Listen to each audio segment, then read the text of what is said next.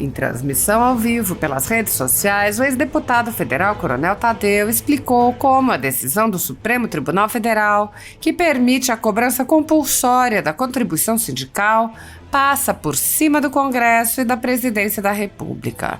O ex-deputado apontou que, apesar da aberta invasão das atribuições do Legislativo, revertendo uma decisão tomada pelos representantes legitimamente eleitos pelo povo, a velha imprensa noticia apenas que o Supremo decidiu, sem sequer informar os mecanismos que serão implementados. O ex-deputado comentou também a decisão do ministro Cristiano Zanin, do STF, que arquivou uma ação contra o ex-presidente Jair Bolsonaro, que era baseada em meras acusações da extrema-esquerda, sem conexão com os fatos. Coronel Tadeu apontou que as acusações vazias da extrema-esquerda são amplamente divulgadas pela velha imprensa, com pessoas repetindo, por exemplo, que teria havido um atraso na disponibilização de vacinas, o que não ocorreu. Coronel Tadeu expôs o quão perniciosa pode ser a ação da velha imprensa, exemplificando com a ampla exploração de acusações relativas às joias do ex-presidente Bolsonaro, mascarando inclusive fatos relevantes da política nacional. Ele lembrou a frase que diz que uma mentira repetida 1000 vezes vira uma verdade e disse: "Se deixar, ela vira mesmo, e a gente está aqui para desmentir." O ex-deputado disse: "Se você falar 1000 vezes uma mentira, ela vira verdade. Ou vira jornalismo brasileiro, ou vira jornalismo da Globo News." Ele explicou: "A Globo News tem mentido absurdamente a respeito do caso das joias do Bolsonaro." Ele explicou que a emissora vem criando supostas versões do que teria sido dito pelo ex-ajudante de ordens de Bolsonaro em seus depoimentos. Coronel Tadeu mencionou o áudio do advogado de Cid que circula nas redes sociais, esculachando esse jornalismo porco, esse jornalismo horrível que eles estão fazendo, inventando coisas. O ex-deputado alertou: "A gente tem que tomar muito cuidado com o nosso jornalismo hoje. Realmente está muito difícil acreditar naquilo que você vê, naquilo que você lê, naquilo que você está assistindo. E a Globo tem feito de uma forma implacável. Ela tem deturpado as notícias de uma forma implacável. Jornalismo porco."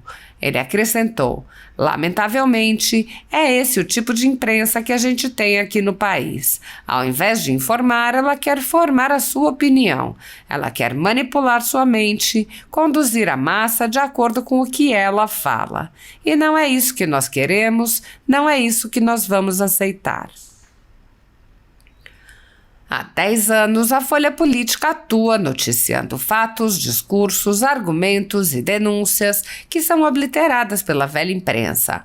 Nosso veículo de imprensa dá voz às vozes conservadoras, ao anticomunismo, à defesa dos direitos fundamentais e da liberdade de expressão e de imprensa, além de trazer ao público os vídeos dos pronunciamentos de autoridades para que o público possa formar sua própria opinião sobre o que foi dito e não precise depender de relatos de terceiros.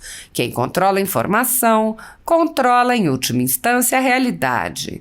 Grupos monopolísticos e cartéis que se associam com o intuito de barrar informações contrárias ou inconvenientes atuam em conluio com a finalidade de aniquilar qualquer mídia independente, eliminando o contraditório e a possibilidade de um debate público amplo, honesto, abrangendo todos os feixes e singularidades dos mais diversos espectros políticos. Controlando as informações, o cartel midiático brasileiro tenta excluir do debate e, em última instância, da vida pública, os conservadores e os veículos que dão voz a essas pessoas.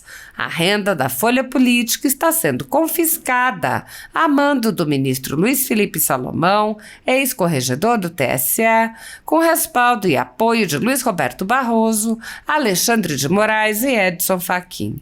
A decisão confisca de forma indiscriminada todas as receitas advindas do YouTube, indicando claramente que a intenção não é a de excluir conteúdos específicos, mas sim de calar o canal e eliminar o jornal.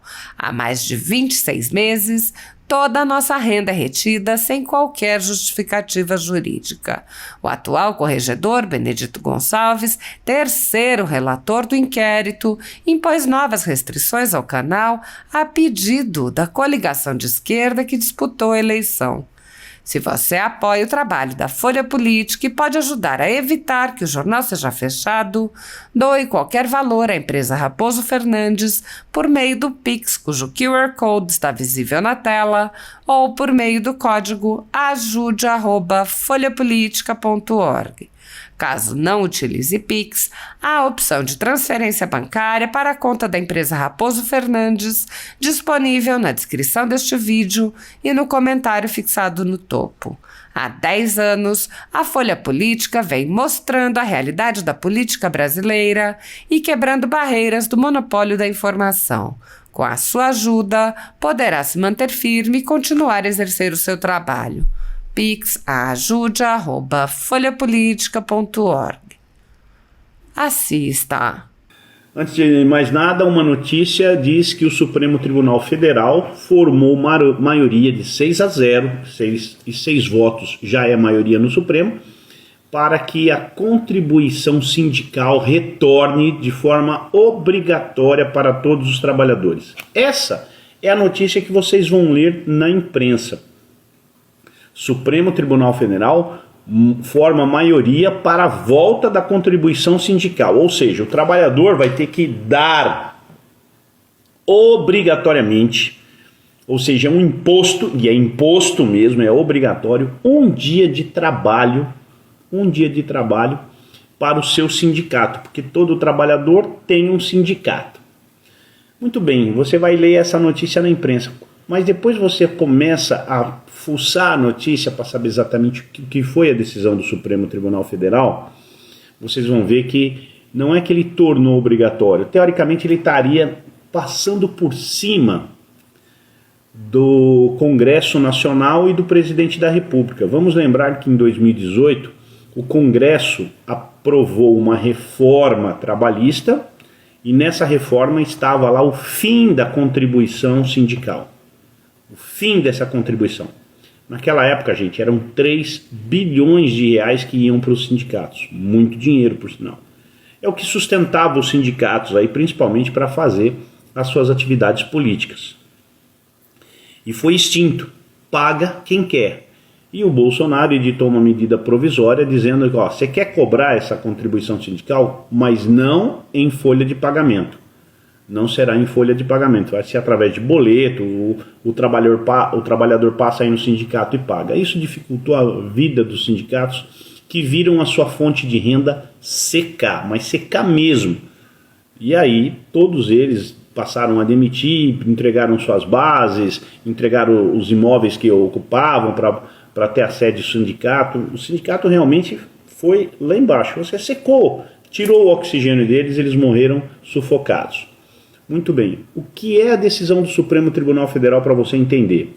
Não é obrigatório, terá que haver um acordo entre trabalhadores e sindicatos se será obrigatório ou não. Então tome muito cuidado com isso, você que é trabalhador, porque uma hora dessas o sindicato vai aí bater na porta para ajustar a Convenção Coletiva de Trabalho, a CCT, que todo ano é feita de cada categoria, não importa onde você trabalhe, mas cada categoria terá que firmar uma convenção coletiva de trabalho dizendo que poderá ser feita a contribuição sindical. Então não são todos que vão pagar, só para vocês prestarem atenção.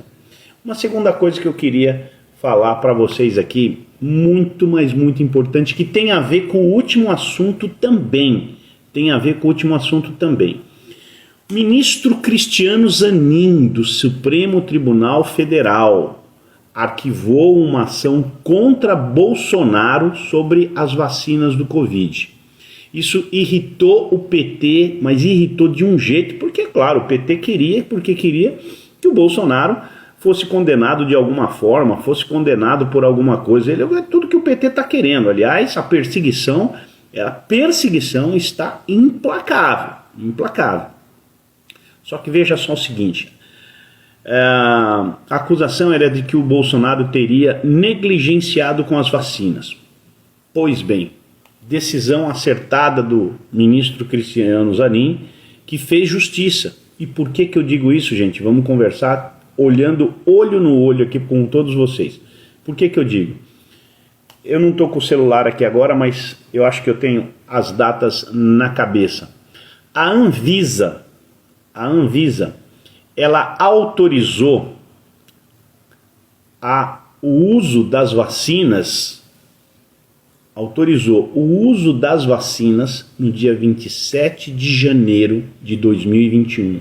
Quase um ano, quase que deu um ano após o início da pandemia. A nossa pandemia começou aqui em fevereiro, lembra daquele rolo do carnaval? Vai ter carnaval em São Paulo, com o Covid chegando. Vocês lembram disso aqui? No estado de São Paulo, parece que o Covid entrou por um casal ou por uma família que estava no exterior e que contraiu o Covid e que chegou pela Bahia, e da Bahia começou a espalhar, e aí daqui a pouco o Brasil inteiro estava infestado com o Covid, né? Veio aquele avião lá da China trazendo, a Força Aérea foi buscar aqueles passageiros, eu não lembro quantos, mas todos eles ficaram no hotel de trânsito das Forças Armadas em Brasília, ficaram um tempo, ficaram uma quarentena lá para poder não espalhar, mas não teve jeito, né? O Covid ele foi implacado e espalhou. Então nós passamos o ano de 2020, o mundo passou o ano de 2020 tentando descobrir uma solução para essa pandemia, que era justamente a vacina. Só que, gente, aqui no Brasil só se aplica a vacina se a Anvisa autorizar, não é o presidente.